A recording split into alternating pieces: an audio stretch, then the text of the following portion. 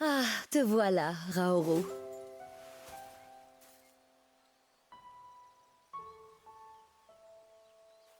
Je t'ai cherché partout. Salut à tous les amis, j'espère que vous allez bien. On se retrouve une nouvelle fois pour un test, et oui, ça ne s'arrête plus, pour cette fois-ci tester Hyrule Warrior, les chroniques du Sceau. Alors, que vaut ce jeu qui est censé retracer l'histoire de Zelda dans son séjour dans le passé lointain d'Hyrule? Je t'en parle tout de suite, mais n'hésite pas à t'abonner, à liker et à commenter cette vidéo. Allez, sans plus attendre, c'est parti!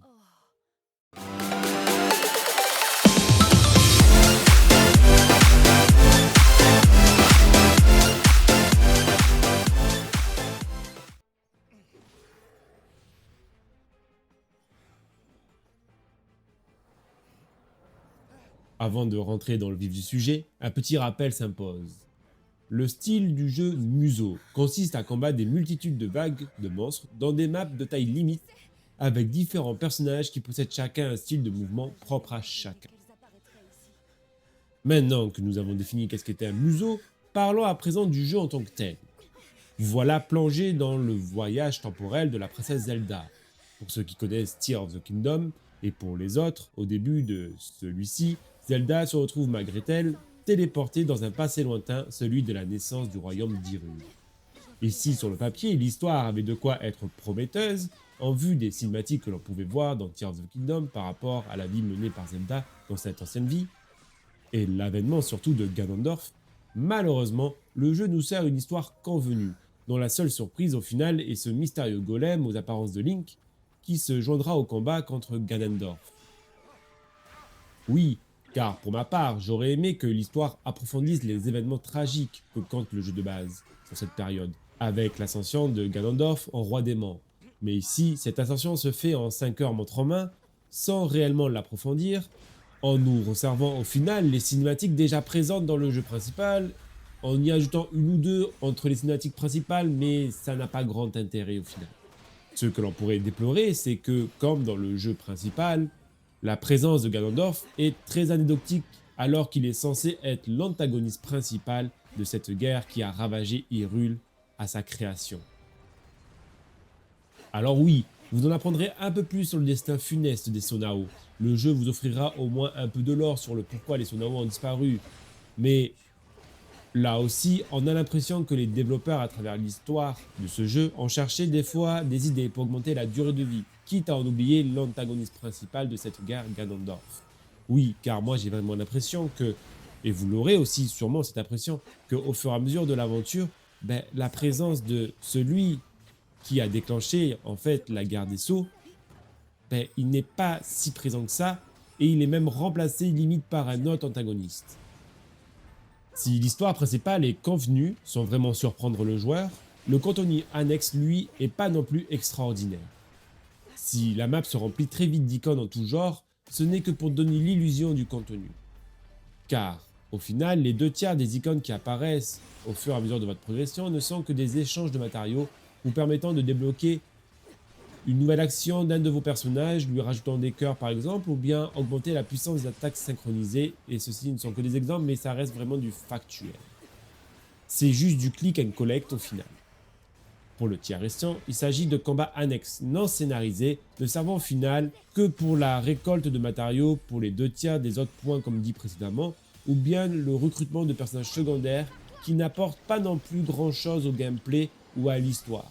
On aurait aimé, on aurait pu imaginer un jeu qui aurait su allier le plaisir d'exploration avec des quêtes spécifiques versus des quêtes plus traditionnelles du style Muso, mais non, le jeu fait pas le figure en termes d'annexes et c'est bien dommage car il n'arrivera pas à captiver les gens avec celui-ci. Alors, en combien de temps ce jeu se finit-il au final?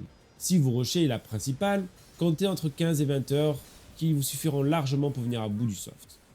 Et comptez environ 40 heures, un peu plus, un peu moins selon comment vous jouerez et le niveau de difficulté, pour avoir fait le contenu complet. Si toutefois, et je dois bien vous le dire là maintenant, si la lassitude du gameplay et sur le manque de variété de son contenu ne vous a pas emporté avant, et je reviendrai un peu plus tard dans cette vidéo sur le gameplay. En ce qui concerne la difficulté, le jeu propose classiquement les modes de difficulté que l'on retrouve dans ce genre de jeu. Facile, moyen, difficile, très difficile.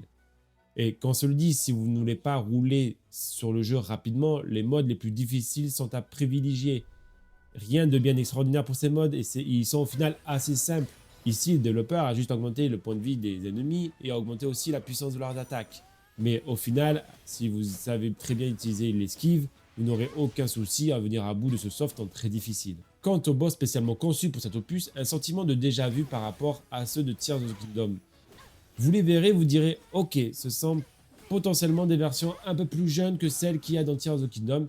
Et je trouve limite même que leur côté badass est diminué par le fait qu'ils aient rajouté, vous savez, les mêmes cheveux que Ganondorf dessus. Oui, car ici, les monstres, ils parlent et ils ont des cheveux style Ganondorf. C'est assez risible et ça enlève quand même le côté épique de la chose.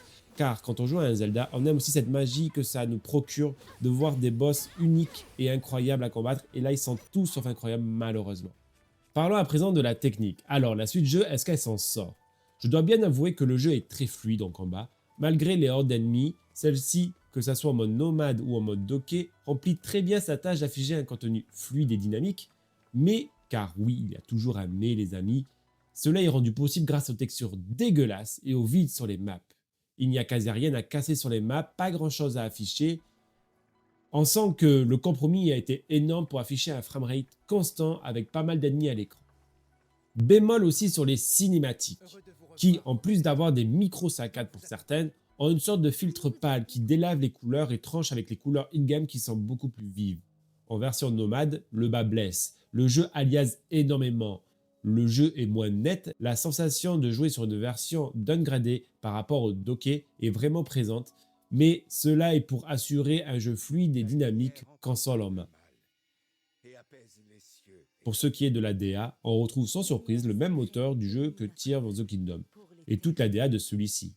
Il n'y a pas grand chose à rajouter sur celle-ci. Si vous avez aimé Tears of the Kingdom pour sa DA, alors vous allez adorer celui-ci, sinon passez votre route, car Hyrule Warrior, les Chroniques du Sceau, n'est qu'une extension de Tears of the Kingdom sur ce point de vue-là. Pareil pour la bande-son, si vous avez aimé le précédent Zelda, il n'y aura pas de dépaysement sur celui-ci. On retrouve les mêmes thèmes, parfois même réorchestrés pour coller au côté plus dynamique du jeu. Sur ce point-là, c'est un vrai plaisir de les réécouter. On arrive, comme à mon habitude, sur le dernier point de cette vidéo, le gameplay. Le gros point faible des Musou, c'est que sur la longueur, il peut y avoir un sentiment de lassitude qui se fait sentir tant le gameplay a du mal à se renouveler au fil de l'aventure. Et malheureusement, les Chroniques du Sceau n'échappent pas à ce sentiment. Si au début, il est plaisant de découvrir les personnages et leur gameplay, enfin du moins et leur moveset et les effets de leurs attaques sur les ennemis, les combos sont au final de base pareils, c'est une succession de touches X et Y à combiner pour attaquer, et ce pour tous les personnages. Il n'y a pas vraiment de combo unique entre les personnages jouables, mais l'effet sur le terrain est bien différent. Si par exemple prenons le cas de Minoru, qui utilise elle les artefacts Sonao, Zelda utilisera elle quant à elle la lumière pour se battre. Mais au final les combos restent inchangés et ils ne requièrent pas forcément une grande agilité de vos doigts pour les exécuter. Il suffira juste de marteler X et Y grosso modo dans un sens précis pour faire un combo. Ces combos s'afficheront même à gauche de votre écran, ce qui enlève aussi le côté mémorisation. Pour venir étoffer un peu le gameplay, vous pouvez rajouter aussi des compétences à utiliser au nombre de 5, car vous pouvez en rajouter une sur la touche ZR pour ceux qui ne comprennent pas pourquoi je dis 5. Mais ces compétences-là peuvent être aussi remplacées au choix du joueur par un artefact Sonao comme le lance-feu ou le laser, que vous obtiendrez au fur et à mesure de votre aventure. Cela en fait grosso modo le seul point, j'ai envie de dire, personnalisable de chaque personnage avec lequel vous jouerez. Chaque personnage possède une attaque unique qui se charge au fur et à mesure que vous tuez des ennemis et se déclenche en une petite cinématique de plus belles effets pour montrer que votre personnage est badass. Vous rajoutez ensuite la possibilité de pouvoir faire des attaques synchronisées entre deux personnages qui se débloquent très rapidement dans le jeu pour là aussi avoir droit à une cinématique à la mode Dragon Ball Z et vous voilà pas mal dans ce que le jeu propose en termes de boucle de gameplay. Alors oui, vous dire que ceci, la boucle de gameplay, serait un peu mentir. Certains personnages sortent un peu du lot. Certains pourront utiliser le fameux pouvoir d'amalgamer les objets. Mais leurs nombres sont très limités.